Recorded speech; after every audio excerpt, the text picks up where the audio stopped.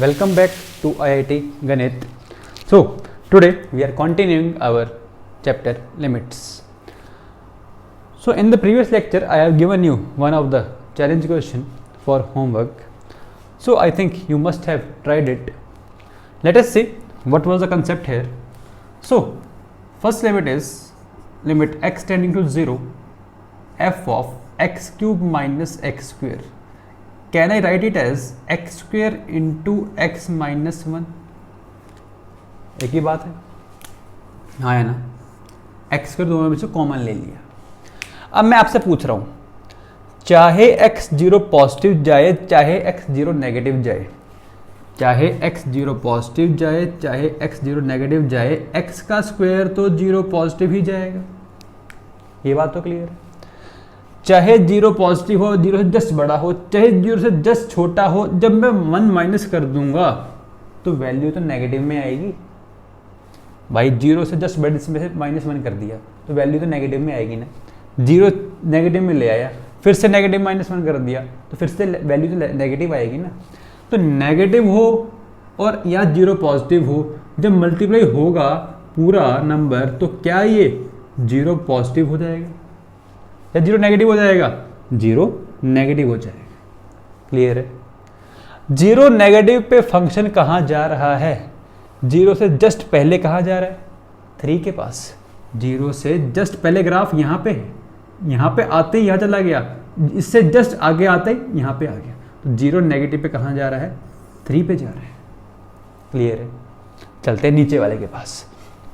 नीचे लिखा हुआ है limit x tending to 0 f of x की पावर 4 कॉमन आ जाएगा और 2 माइनस x बचेगा. अब फिर से चाहे x0 पॉजिटिव हो चाहे x0 नेगेटिव हो, ये तो पक्का पॉजिटिव होगा क्योंकि पावर क्या है? 4 है. चाहे 0 पॉजिटिव हो चाहे 0 नेगेटिव हो, 2 में से माइनस कर रहे हैं तो वैल्यू 1 पॉइंट कुछ तो बचेगी ना. भाई 2 में से बहुत छोटी नेगेटिव क्वांटिटी माइनस कर दी तो 2 से थोड़ी बड़ी हो जाएगी. 2 में से बहुत छोटी पॉजिटिव वैल्यू माइनस कर दी तो 2 से थोड़ी छोटी हो जाएगी. बट यहाँ तो कौन है?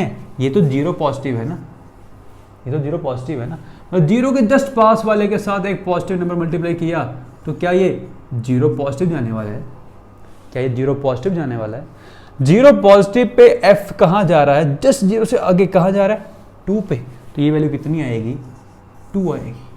मतलब जो हमारा लैम्डा है वो किसके इक्वल आ गया? 2 into 3 divided by 2, that is 3. So this was the answer of the challenge question given in the previous lecture. दो नोट पॉइंट्स की बात करते हैं प्रीवियस लेक्चर से. जो फर्स्ट है वो क्या कह रहा है? कह रहा है in some cases function is defined at x equal to a. भाई अगर मैं function defined at x equal to a कह रहा हूँ तो इसका मतलब ये नहीं है कि लिमिट एग्जिस्ट करेगी ही करेगी. ऐसा पॉसिबल नहीं, मतलब ऐसा कहना जरूरी नहीं है. यही लिखा हुआ है in some cases function is defined at x equal to a, however limit does not exist. ऐसा हो सकता है. जैसे एक एग्जांपल की बात करूं, cos x का ग्रेटेस्ट इंटीजर, cos x का ग्रेटेस्ट इंटीजर की limit x tendings to pi by 2 पे चेक करते हैं. और अगर मैं वैल्यू की बात करूं f ऑफ इसकी, अगर ये fx है तो f ऑफ पाई बाय 2 कितना होगा? क्या 0 आ जाएगा? cos पाई बाय 2 कितना होता है? 0 होता है. फंक्शन की वैल्यू डिफाइंड है, फंक्शन इज डिफाइंड. बट बात करते हैं लिमिट की.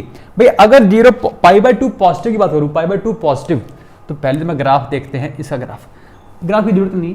पाई बाय 2 पॉजिटिव मतलब पाई बाय 2 पे क्या होता है? cos x 0 होता है. पाई बाय 2 से जस्ट आगे फंक्शन का ग्राफ जो अगर आपने देखा हो कभी, ये होता है पाई बाय 2. पाई बाय 2 से जस्ट आगे 0 से थोड़ा छोटा हो गया होगा. 0 से जस्ट छोटे के लिए वैल्यू क्या आएगी इसकी? क्या -1 आएगी. जैसे पाई बाय 2 नेगेटिव की बात करूंगा, पाई बाय 2 से जस्ट पहले, पाई बाय 2 से जस्ट पहले कहीं यहाँ पे होगा, मतलब 0 से जस्ट बड़ा होगा. 0 से जस्ट बड़ा मतलब पॉजिटिव का ग्रेटेस्ट इंटीजर कितना होता है? 1 होता है. 0 पॉइंट समथिंग का ग्रेटेस्ट इंटीजर 0 होता है. 1 नहीं, 0 होता है. ओके. सो क्या दोनों इक्वल है? क्या इक्वल नहीं है. मतलब लिमिट एग्जिस्ट नहीं कर रही बट फंक्शन डिफाइन है. ऐसे सेकंड पॉइंट है, कह रहा है in some cases limit exist, however function is not defined. सबसे पहला एग्जाम्पल अपने लिमिट चैप्टर का यही था. X square minus 9 upon x minus 3. X equal to 3 पे फंक्शन डिफाइन नहीं था, बट एक्स टेंडिंग टू 3 पे फंक्शन की वैल्यू 6 जा रही थी. अगर याद हो।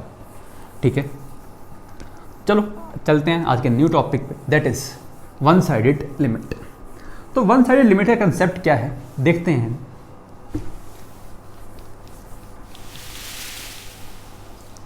तो सुनना ध्यान से, मैं एक क्वेश्चन ले रहा हूं, limit x tending to 0 root x। तो अब क्या आप इसमें लेफ्ट हैंड लिमिट की बात कर सकते हो? लेफ्ट हैंड लिमिट के लिए आपको क्या करना होगा, limit x tending to 0 negative करनी होगी। क्या रूट x जो है अंदर 0 नेगेटिव ले सकता है? नहीं ले पाएगा, 0 नेगेटिव नहीं ले पाएगा। क्यों? रूट तो डिफाइन ही ओनली पॉजिटिव या 0 के लिए होता है, तो ये पॉसिबल नहीं है। इसलिए हम इसके अंदर LHL की बात ही नहीं करेंगे। यहाँ पे अगर हमें लिमिट ढूंढनी है तो ओनली RHL से ही काम चलाना पड़ेगा। Limit x tending to 0 positive, that's it, बस। तो ये कंसेप्ट है हमारा वन साइडेड लिमिट का। जैसे एक और एग्जांपल है, let us take an example, limit x tending to 1 sine inverse x। क्या आप इसकी RHL that is x tending to 1 positive की बात करोगे? नहीं करोगे। क्यों?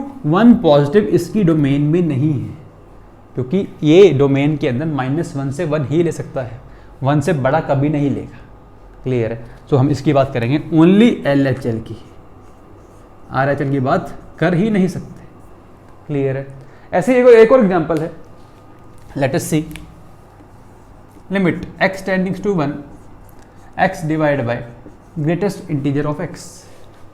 तो बताओ कहाँ बात करेंगे?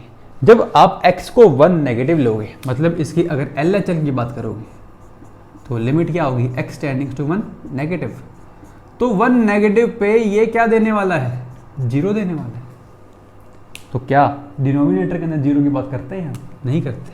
तो LHL तो हम बात ही नहीं कर सकते इसकी ओनली बात होगी RHL की।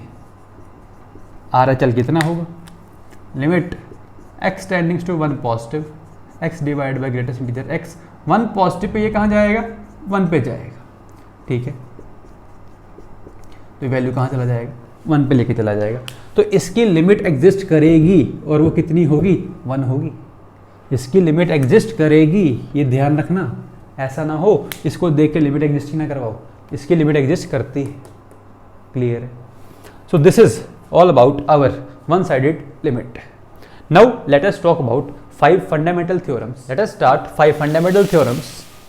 तो फर्स्ट ऑफ ऑल हमने क्या किया, एक fx फंक्शन लिया जिसकी limit x tending to a पे l दी हुई है। मतलब हमें पता है कि x अगर a जाएगा तो fx की लिमिट जो आएगी वो l आएगी। सिमिलरली एक और फंक्शन है gx जो x टेंडिंग टू a पे कहाँ जा रहा है, m की तरफ जा रहा है। ठीक है, मतलब हमें 2 फंक्शन दिए हुए हैं, उसकी लिमिट डिफाइंड है। लिमिट डिफाइंड है मतलब जो लिमिट्स आ रही होंगी वो एक फाइनाइट क्वांटिटी होगी। और एक कंडीशन और है कि a प्लस और a माइनस दोनों उसकी डोमेन में है, fx और gx की डोमेन में हैं। एंड जो l और m जो लिमिट्स हैं ये वन साइडेड लिमिट्स नहीं है, तभी हम ये फॉलो करेंगे। ठीक है, let us start with first, that is sum rule. अब सम रूल क्या कहता है? सम रूल ये कहता है कि अगर मैं लिमिट लगाऊं x tending to a fx plus gx पे, किस पे, fx प्लस gx पे, तो जो हमारी लिमिट आएगी वो डायरेक्ट l प्लस m आ जाएगी। ठीक है, अब इसका प्रूफ भी देखेंगे, बट सबसे पहले मैं आपको सारी थ्योरम बता देता हूं। सेकंड है डिफरेंस रूल। तो डिफरेंस रूल क्या कहता है कि अगर मैं लिमिट लगाऊं x टेंडिंग टू a पे fx माइनस gx पे, तो डायरेक्ट आंसर जो आएगा वो अपना l माइनस m आ जाएगा। थर्ड है प्रोडक्ट रूल। प्रोडक्ट रूल समझ आ गई होगी आपको देख के। Limit x tending to a पे fx इंटू gx की जो लिमिट आएगी वो l इंटू m आ जाएगी। फोर्थ है क्वोशिएंट रूल। तो क्वोशिएंट रूल में क्या होगा, दोनों को आपस में डिवाइड किया जाएगा और लिमिट लगाई जाएगी। तो fx डिवाइड बाई gx जो लिमिट की वैल्यू आएगी वो l बाई m आएगी। बट इस केस में एक कंडीशन होती है कि जो डिनोमिनेटर है वो 0 नहीं होना चाहिए। And last is constant multiple rule. तो क्या होगा इसके अंदर, लिमिट लगाता हूँ अगर मैं x टेंडिंग्स टू a पे, यहाँ पे एक कांस्टेंट मल्टीप्लाई हो रहा है अपने फंक्शन के साथ, तो मैं उस कांस्टेंट को बाहर निकाल के लिमिट लगा सकता हूँ किस पे, fx पे। उसकी लिमिट कितनी है, l है। तो क्या आ जाएगा, k इंटू एल आ जाएगा। अगर मैं बात करूँ प्रूफ की, तो आपको मैं एक प्रूफ दिखा रहा हूँ सम रूल का। सबसे पहले बात कर रहा हूँ, अगर ये लिमिट डिफाइंड है तो क्या मैं यहाँ से कह सकता हूँ limit fx x tendings to a negative is equals to limit x tending to a positive equals to L. Similarly, limit gx x tending to a negative is equal to limit x tending to a negative positive of gx is equals to m. ये हमें दिया हुआ है, ठीक है। तो मैं बात कर रहा हूँ एक नया फंक्शन है fx plus g x, let कर लेता हूँ एक नया फंक्शन hx को fx प्लस जी एक्स। इसका मैं अगर LHL निकालूं तो क्या आएगा, limit x tendings to a negative पे hx, तो क्या लिखूंगा इसको, limit x tendings to a negative पे fx plus g x. fx की लिमिट a नेगेटिव पे क्या आएगी, क्या l आएगी, gx की a नेगेटिव पे क्या आएगी, m आएगी, बीच में प्लस आ जाएगी। सिमिलरली अगर मैं RHL निकालता हूँ इसका, तो लिमिट आएगा x tendings to a positive, function कौन है, hx है, limit x tendings to a positive, यहाँ पे क्या आएगा fx प्लस जी एक्स। जैसे a पॉजिटिव पे लगाओगे तो f ऑफ a पॉजिटिव पे लिमिट क्या आएगी, l आएगी और साथ में m आएगी। तो LHL और RHL क्या आ गए, इक्वल आ गए। Therefore limit x tendings to a पे fx प्लस जी एक्स की लिमिट क्या आ जाएगी, l प्लस m आ जाएगी। Similarly, you can prove for difference product quotient and constant multiple rule, and its applications will be seen in the later lectures. Okay, now let us start some note points. First note point is कि अगर limit x tendings to a पे fx की और gx की x tendings to a पे ही exist करती है दोनों की, तो हम क्या कहेंगे, fx प्लस माइनस gx हो, चाहे fx इंटू जी एक्स हो, चाहे fx divide by g x हो, सबकी लिमिट भी क्या करेगी, एग्जिस्ट करेगी as x tends to a। तो हम इसको सिमिलरली प्रूव कर सकते हैं, जैसे हमने सम रूल में प्रूव किया था, बिल्कुल सेम तरीके से इसको हम प्रूव कर सकते हैं। सेकंड पॉइंट है, क्या कह रहा है, कह रहा है अगर fx की लिमिट तो एग्जिस्ट कर रही है x टेंडिंग्स टू a पे, बट gx की लिमिट डज नॉट एग्जिस्ट। तो कह रहा है कि fx प्लस माइनस gx तो पक्का एग्जिस्ट नहीं करेगा, but nothing definite can be said about product and quotient. मतलब ये तो पक्का श्योर है कि एग्जिस्ट नहीं करने वाला, बट इनके बारे में कुछ कह नहीं सकते, ये एग्जिस्ट कर भी सकता है और नहीं भी कर सकता। सबसे पहले प्रूफ देखते हैं इसका। तो मान लेता हूं कि अगर लेट कर लेते हैं hx equals to fx plus g x, ठीक है।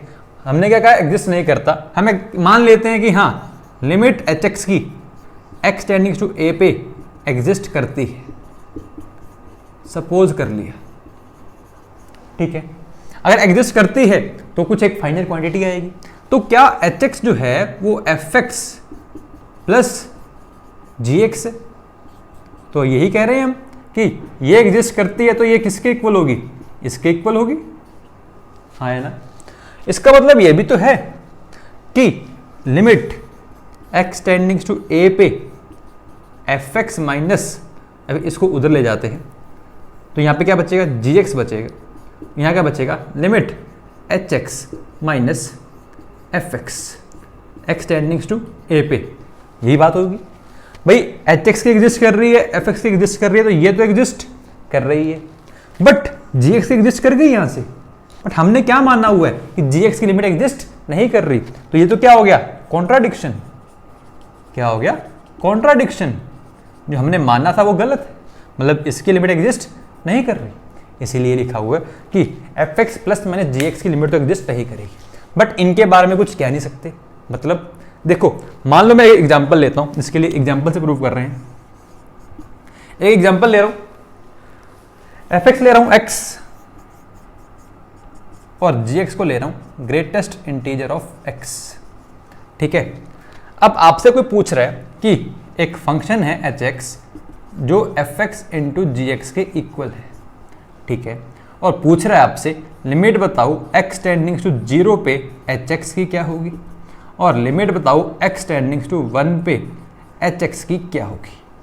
ठीक है, अब पहली बात तो मैं आपसे एक बात पूछता हूं, जीरो पे क्या इसकी लिमिट एग्जिस्ट करेगी एफ एक्स की? बिल्कुल करेगी। जी एक्स की एग्जिस्ट करेगी? नहीं करेगी, क्योंकि जी एक्स एक ग्रेटेस्ट इंटीजर फंक्शन है। ग्रेटेस्ट इंटीजर फंक्शन की इंटीजर्स पे लिमिट कभी एग्जिस्ट नहीं करती, ये हम पढ़ चुके। मतलब कौन सा केस है हमारा? ये केस सेकंड है कि एफ एक्स की एग्जिस्ट कर रही है, जी एक्स की एग्जिस्ट नहीं कर रही। तो इनको मल्टीप्लाई कर दिया, जब मल्टीप्लाई किया तो ये किसके इक्वल आ गई? X into greatest integer x के इक्वल आ गई। चलो एच एक्स की बात करता हूँ, तो एक्स जीरो पे, मैं बात कर रहा हूँ पहले जीरो पॉजिटिव पे।